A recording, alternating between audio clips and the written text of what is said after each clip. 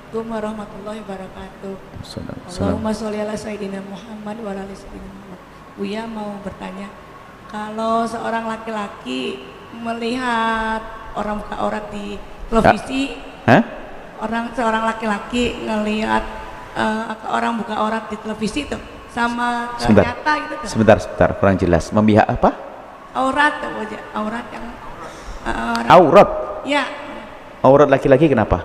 Iya, maksudnya kalau seorang laki-laki ngelihat aurat di televisi tuh ya, sama nyata kita lihat di luar. Sama nyata. Lihat nyata sama enggak ininya dosanya gitu, Pak. Gitu. Baik. Ya, Assalamualaikum warahmatullahi wabarakatuh. Baik. Ada yang mengatakan bahasanya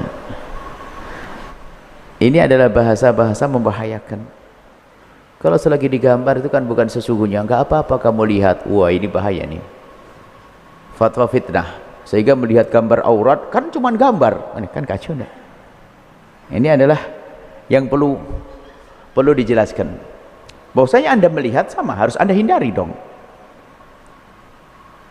Bukan sekadar karena tidak nyata. Itu kan sebetulnya ada dalam bahasan fikih. Kalau orang bersumpah mencerai istrinya kalau lihat rembulan, kemudian dia ngelihat rembulan tapi di air, maka tidak tercerai istrinya. Karena apa? Itu tidak sesungguhnya. Karena ngelihat rembulan ini bab cerai, bukan bab melihat syahwat, bukan lihat aurat. Hati-hati ini. Kemudian ini dikembangkan, akhirnya dibawa kemana-mana. Wah, nggak apa-apa. Yang penting itu adalah tidak sesungguhnya. Nah, kacau. Sama kita ngelihat cermin, perempuan telanjang sama kayak cermin, nggak apa-apa. Ini kacau. Karena nggak lihat sesungguhnya. Ini fatwa yang perlu dibenahi nih orangnya nih. Jadi segala yang pada dasarnya dia adalah membangkitkan syahwat Anda, maka itu tidak boleh Anda lihat. Biarpun itu adalah misalnya biarpun itu adalah tembok. Ini gitu, biaratnya begitu. Jadi hukumnya harus diambil hukum yang sama, bukan dihukumkan masalah orang mencerai tadi. Karena memang tidak jatuh cerai karena dia tidak melihat rembulan, tapi melihat gambar rembulan. Tapi kalau urusan aurat syahwat ini bangkitkan syahwat. Coba bohong kalau orang tidak bangkit syahwat yang lihat itu, kecuali dia gila. Jadi diberi hukum yang serupa, Ibu.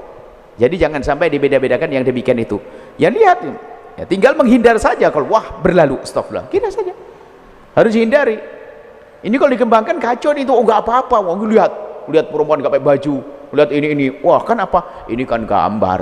Ini kan gambar. Itu bertentangan dengan akhlak juga nggak pantas. Ya, hukum fikih juga sama. Juga masalah mental juga. Itu bakal terganggu orang biasa nonton yang demikian itu. Itu kalau paham, kita jawab sedikit nih, kalau kita jelaskan nanti digeret ke sana. Misalnya, oh nggak apa-apa karena itu bukan sesungguhnya. Akhirnya diterjemahi oleh orang yang cerdas urusan kemaksiatan. Oh, jadi melihat itu nggak apa-apa kan, nggak asli itu. Langsung kita pangkas. Tidak boleh lihat itu semuanya. Lalu gimana kok televisi dan sebagainya? Kan masih ada pilihan televisi yang baik. Kan ada acara yang tidak buka aurat dan sebagainya. Kan bisa memilih. Kan saya punya handphone. Ya, jangan kalau tiba-tiba lewat di layar Anda yang buka aurat, ya Anda buang dong. Anda tutup dengan tangan Anda atau bagaimana? Biar berlalu. Kayak gitu. Sama sebenarnya harus dipahamkan mana ini. Sebab orang itu bisa berinovasi dalam kejelekan itu lebih cepat dari inovasi dalam kebaikan.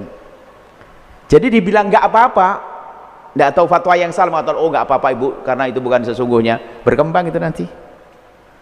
Jadi sama Ibu, jadi tidak usah dengar fatwa-fatwa yang mengatakan nonton gambar-gambar begitu nggak apa-apa karena itu hanya sekedar gambar. Sudah jangan didengar itu.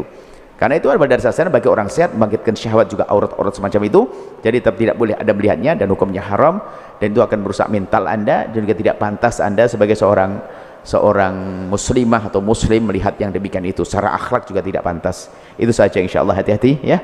Jangan sampai kita dengar fatwa-fatwa pecisan. Bahkan ada fatwa seorang ustadz mengatakan nonton film porno nggak apa-apa untuk suami istri. Wah, ini gila ini.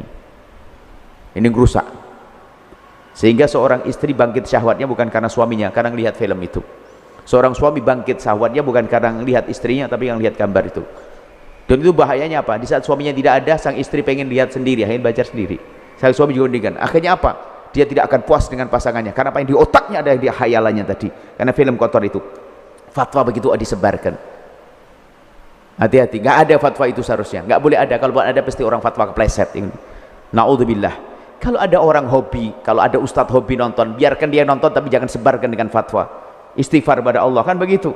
Semua orang kan bisa saja berdosa, cuman kalau menyebarkan fatwa kan bahaya, umat yang rusak, umat yang akan kegiles nanti menggunakan fatwa tersebut, membenarkan perilakunya yang salah.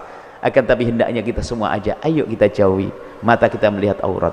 Aurat itu kan bukan sekedar yang di mata, akibatnya apa sih kalau kita melihat, maksudnya kita memperhatikan kecantikan seseorang, bukan sekedar di mata, nancep di hati esok hari. Begitu sebaliknya, laki-laki perempuan lihat laki-laki sama, itu akibatnya di sana, itu bahaya. Semoga Allah menjaga hati kita, menjaga mata kita, menjaga lisan kita, menjaga perilaku kita. Semoga Allah mengampuni semuanya, mudahkan kita untuk bertobat kembali kepada Allah.